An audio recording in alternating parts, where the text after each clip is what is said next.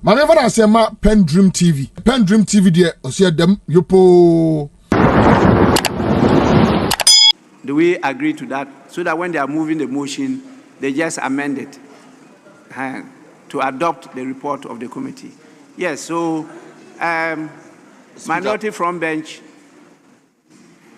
they want us to take the order paper addendum motion numbered 1.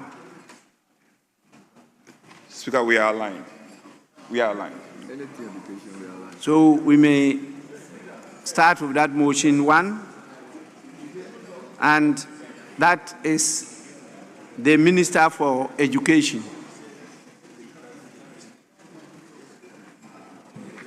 Mr. Speaker, I beg to move that this Honorable House adopts the report of the committee and approve the sum of 39,233,795,022 for the services of the Ministry of Education for the year ending 31st December 2026.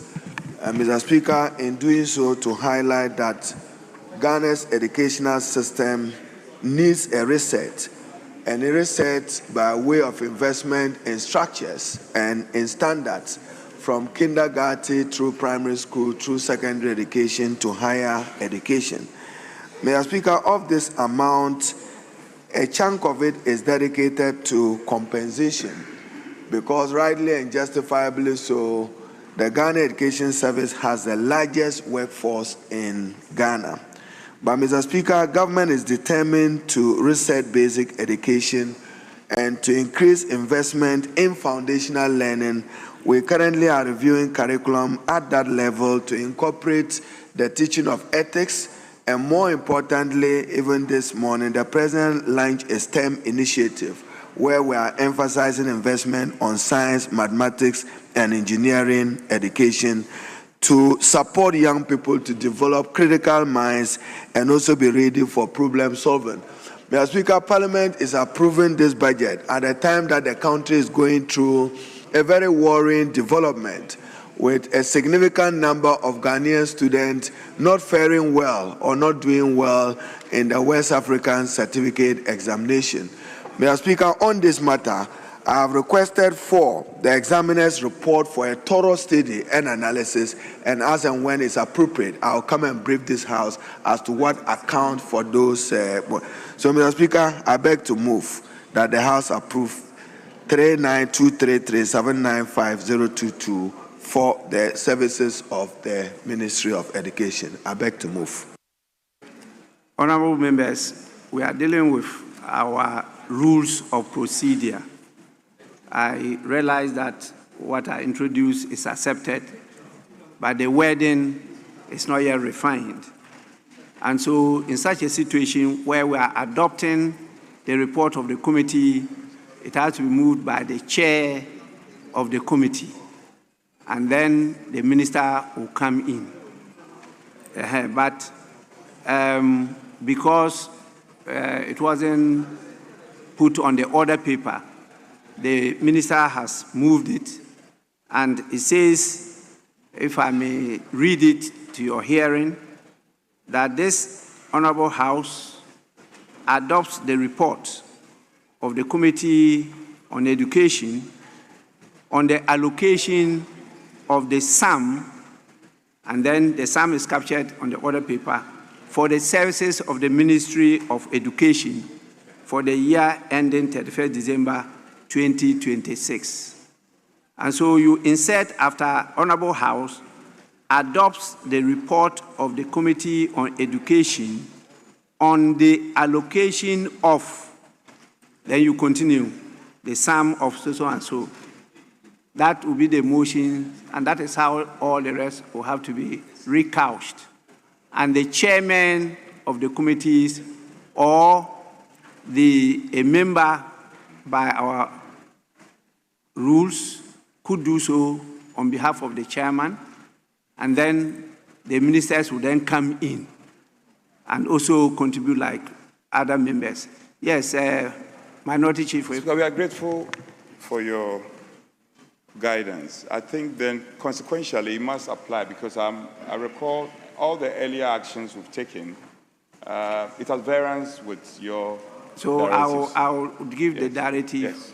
Yes. After we have adopted this, then I will direct that it should have a consequential effect on all the motions that have been adopted by the House, so that we can have space to properly debate the appropriation bill, because you recall that it was a statement, and what you did, we said you were making comments. So you actually did not get time to debate, even though there was much difficulty between the comments and the debate. You know, we had a challenge with that.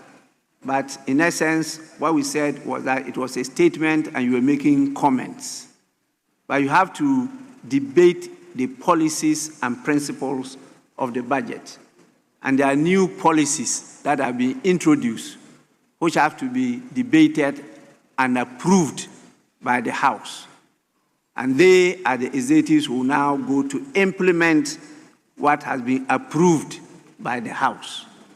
And so that is the way to go. But in the meantime, the Minister for Education has moved it. We'll adopt that, and then consequentially, the others will be moved by the chairman of the committee. So the chairman could now present the report, and will allow members to contribute. Yeah. Honorable members, I proceed to put the question.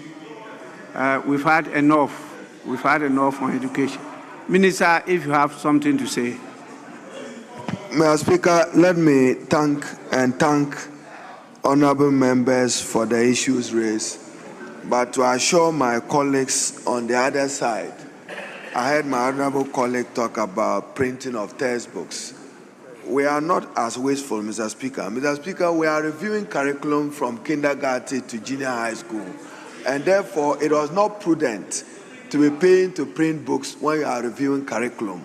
However, the GET fund sufficiently even spent on a number of the textbooks.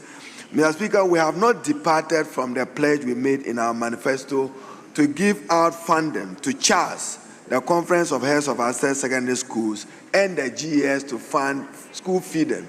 So far, 1.1 billion was directly released to CHAS and the GES for the procurement of food. And students are enjoying better food than it was. In many instances, Mr. Speaker, you had to postpone reopening of schools because you had no food to supply to the secondary schools. That has not been the case under President Mahama. Mr. Speaker, whilst thanking members, Mr. Speaker, let me assure you that we are working to end double track system. A number of schools, including one secondary school, will be upgraded to Category A school. Mr. Speaker, we have received funding of $180 million from the World Bank to convert a number of Category C schools to B, 10 Category B schools to A, and expand infrastructure in a number of the Category A schools. With quality improvement, Mr. Speaker, we will be able to improve what they left behind. Mr. Speaker, I do not intend to make comments uninformed on the outcome of an examination, but to emphasize that strict invigilation, strict monitoring and supervision contributed to some discipline in the conduct of the WASSCE exams. But without prejudice to the West Africa Exam Council examiners report, I will not go further on this matter. Mr. Speaker, let me conclude by saying that Otumfuo Asantehene at the UST congregation reminded government about the teaching hospital at the Kwame Nkrumah University of Science and Technology. It's a pledge President Mahama will work in 2026 and make sure that it becomes functional into 2026. We will complete the teaching hospital, equip it with over $38 million and pay the outstanding $46 million owed the contractor to be able to complete the work. And as was observed by the Honorable Adam, Mr. Speaker, a number of public universities will be established in the course of the year. Bunsu, the University for Engineering and Agric, will take off. Our colleague is looking for a university in the Mampong area in Obuasi that is being reviewed. Jessica and Damangu and Damba will also benefit from higher institutions of learning. The president has dedicated 30 million of the award he got from China into the establishment of a science and technology university in Damongu. So once again, Mr. Speaker, let me assure our colleagues that even though the ministry directly did not get adequate funding, Free Senior High School was adequately funded from the GET fund. And then, Mr. Speaker, finally, my colleague Vincent, I've seen you misleading the public on sanitary pads. I personally shared the contract award letter with you because I'm a consummate, transparent person. You're still telling the public that sanitary pads was bought for 44 cedis. That is untrue today. That is untrue tomorrow. Mr. Speaker, we procured 12 million. And I personally walked to you. If you want to show your WhatsApp, I shared an award letter of 19 to 21 cedis as a unit price of a sanitary pad with you. Yet you will have that evidence and still go telling the public that they were procured at 44 cedis. I respected you when I shared that with you. Minister, you mentioned his name. Yes. He's on his feet. Let's listen to him. Yes, please. Right Honourable Speaker, thank you very much for the opportunity. I thought at this juncture I have been able to put these matters into proper perspective, especially because every document that I have referred to are his document. There hasn't been any document, not even a single document, that I have been able to, as it were, stated which document is not coming from the ministry. Every document that I have stated, every document that I have made reference to is from 2025 and 2026. Mr. Speaker, it is true that indeed in the 2025 budget, the Ministry of Education stated that they have supplied 6.6 million sanitary pads. These are numbers that are not coming from me. It is also true that in the 2026 budget, he stated that they are going to use 292 million to purchase the parts. This is also a document from him. It is not a document coming from me. And so the calculations that were made are calculations based on their own document. I have not conjured even a single document from anywhere. Mr. Speaker, it is also important for me to also state that no document has been shared from him to me. I have written an RTI. Mr. Speaker, I have written an RTI 3 months down the lane. Honourable member, I gave you the opportunity. Yes. So when I'm drawing your attention, please listen. Right. You raise a point of order. The point of order was based on the fact that he mentioned your name. And he mentioned your name with respect to one item, which he said he sent to your WhatsApp. And so that was the reason why you raised a point of order. To respond to that, now you are re-arguing your case. All what you are saying, you have submitted before this House. And on the record, they are in the official report. But respond to the specific matter, he raised your name. That is all. Right Honourable Speaker, it is indeed true that an assistant of his, when he called, that a letter was being sent to my phone. I checked the letter, and indeed, the amount that was on that letter that was sent to me was about 23 Ghana cedis. Mr. Speaker, these are numbers that they themselves have already said here on the floor of Parliament. You said 23 Ghana cedis. Around 23 Ghana cedis for one sanitary pad. And I am also suggesting that these are figures I have already said, that even if it is 23 Ghana cedis, there is still an overspending.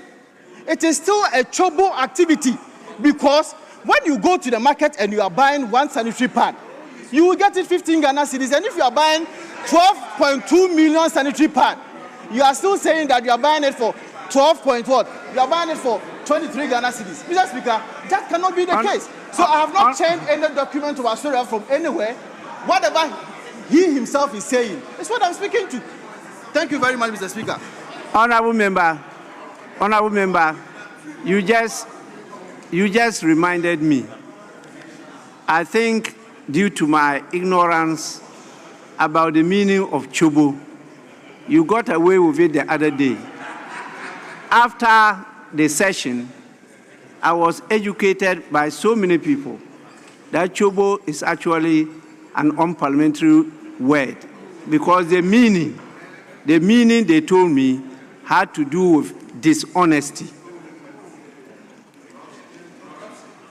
corruption, and I didn't understand it at that time, and I permitted it. Your colleagues have confirmed it here. So are you saying they also are lying to me? Please, let's don't deceive people. Actually, I didn't understand that chobo meant such what you call by our standing orders. You are imputing at that time improper motives. And so by our standing orders, that is what? Unparliamentary. Okay? But I didn't understand it, so I allowed it. So I don't want you to continue to use it again because it's an unparliamentary word. Minister, you may conclude. Mr. Speaker, as I indicated, Get Fund, because it has been uncapped, have been able to perform the new responsibility of financing free senior high school, and they will complete work on the Kwame Nkrumah University of Science and Technology. This year, 4.2 billion has been allocated for the fund to fund the free senior high school.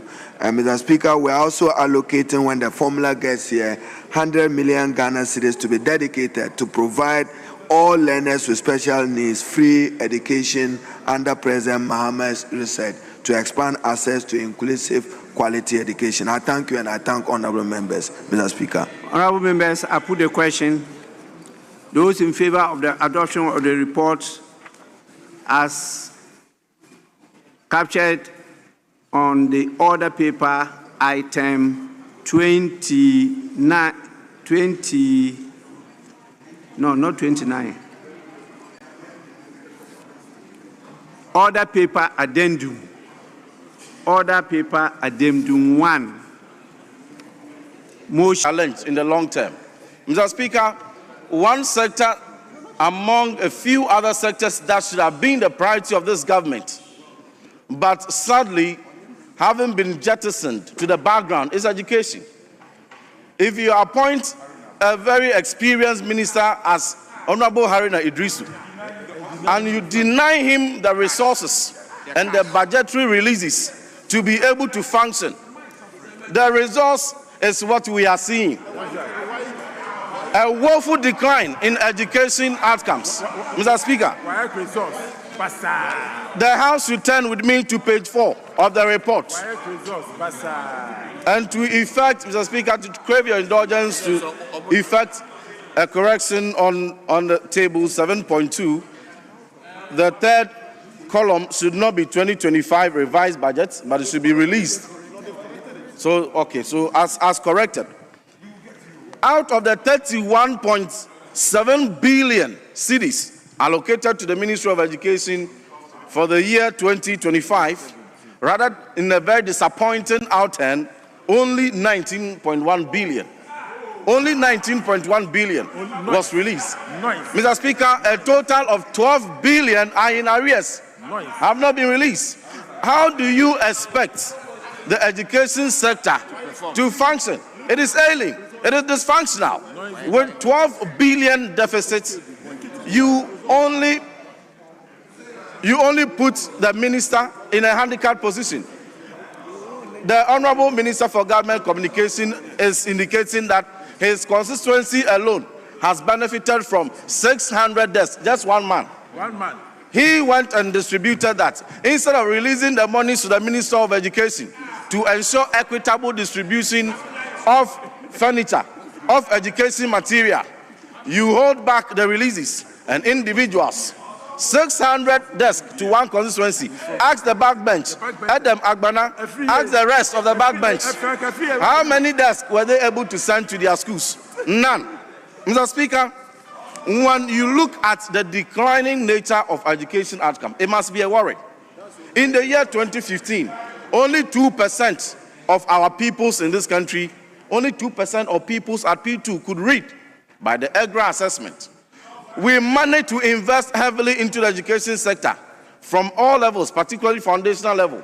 We took it to minimum 38% by 2023. Do we want to go back to the era where only 2% pupils were reading? On WASI outcomes, Mr. Speaker, when we talk about the quality of education, we have world-class indicators, undisputed, that we use to measure education outcomes to know how well our education is doing. When we have bequeathed to you a WASI pass rate of English, core maths, integrated science, and social science, just as recent as 2023, 73.11% of our WASI candidates passing English, integrated science, 66.82%, mathematics, 62.3%, social studies, 76.7%, past A1 to C6. Under your watch, you have taken mathematics to 48.873%. Mr. Speaker, the dangerous thing about this resource is that more than half of our children who sat WASI will be denied opportunity to enter any tertiary institution. More than half. Over 52% of our learners will have to sit home. Their parents will have to pay several thousands of cedis for research because you are not releasing money to the Ministry of Education to undertake. You promise. You are talking about feeding. You promise headmasters that if they vote for you, you will send money directly to them so that they feed the students. You even promise, President Mahama promised that so that they will go and buy aponche and do aponche kakra for our students, only for them to come to power. They released for just a few months, and the releases stopped. And then they reverted to buffer stock for some time. Now, as we speak, another directive went that because the suppliers of buffer stock are old in arrears, the government can no longer go to them to supply food. So the headmasters should now go and face suppliers and credit more food so that our students can have something to eat. Mr. Speaker, I have taken the pain to visit some of the schools, and if you see the kind of food our students are eating, it is terrible. Why? Because they are refusing to release 12 billion cedis to the minister. How do you expect Honorable Haruna Iddrisu to maintain decent feeding system when 12 billion is in arrears? Mr. Speaker, on double track, they promised that when they come into power, immediately they will end double track. The moment they got into power, they said, we are deferring to 3 years. Honorable Kwachi Fosu should tell us which additional space they have created in our secondary schools. He was talking about overcrowding. He should point to us even a single additional space they have created within this period. Release money to the minister. 12 billion in arrears, Mr. Speaker, is unacceptable. I do not think that the Speaker himself will be excited about this. Mr. Speaker is a heavy continental advocate for education. He will not countenance 12 billion in arrears. It is an ailing sector. Mr. Speaker, you need resources to drive outcomes. Now, if we take out Gallup, that is a donor-funded program transforming over 10,000 least performing schools. If you take that intervention out, what is left of our education sector? Commitment from the government.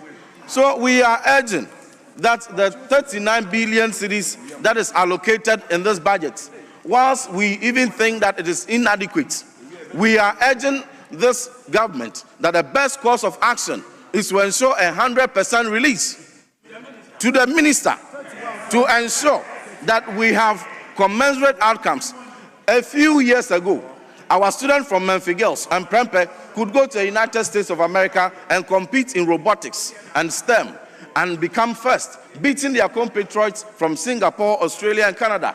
Today, what is the story?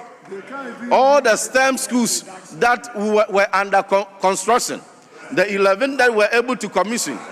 The rest that are left are still as it is. What we see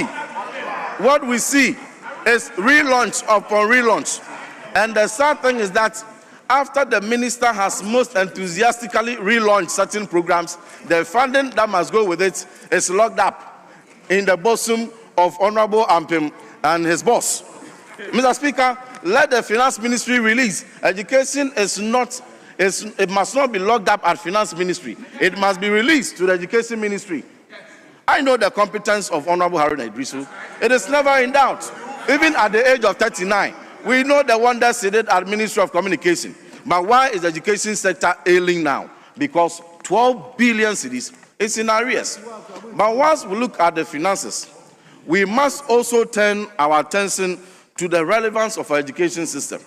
When we talk about having a serious look at the various factors that are accounting for this, we were expecting a very patriotic approach. But what we see is government machinery released.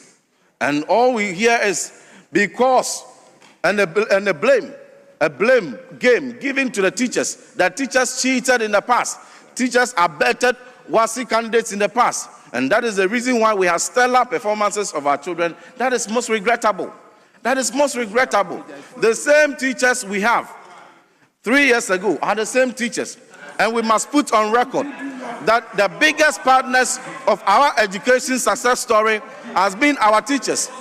They supported the creditable implementation of free SHS. They ensure the holistic development of every child that passed through our public education system. So if today you are even failing to release their allowances to them, and you are deferring, this will be the first year that teachers' allowances are being deferred. So if you are refusing to pay our teachers, do not blame this rather appalling performance on the teacher. If the teacher is supported, he will deliver instruction. If the students are also supported and prepared adequately, they will face the examination with confidence. And they will get back to the days when the topmost 3 people who became the topmost performers in the whole of West Africa, beating Nigeria, Gambia, Sierra Leone, Liberia, were Ghanaians. Today, only 48% of them are passing mathematics. Could it be that they are putting a natural ceiling to how many people must access their no stress fee? Yes. So that if they restrict the number of people who will be able to pass to go to tertiary, then they will have space enough to cater for them. If that is not the case, your data of financial performance does not support it. Because if your history is 12 billion in arrears, then anybody will easily believe. I might doubt, but everybody will easily believe that you want more of our students to fail, so that less will make it to the tertiary, so that your burden of your own promise, no stress fee, will be abysmal. Mr. Speaker, we want to indicate we are ever ready to support them to get back our ailing education sector outcomes back on track. We are ready to support. Ghana is all we have. Our students are brilliant. Our teachers are dedicated.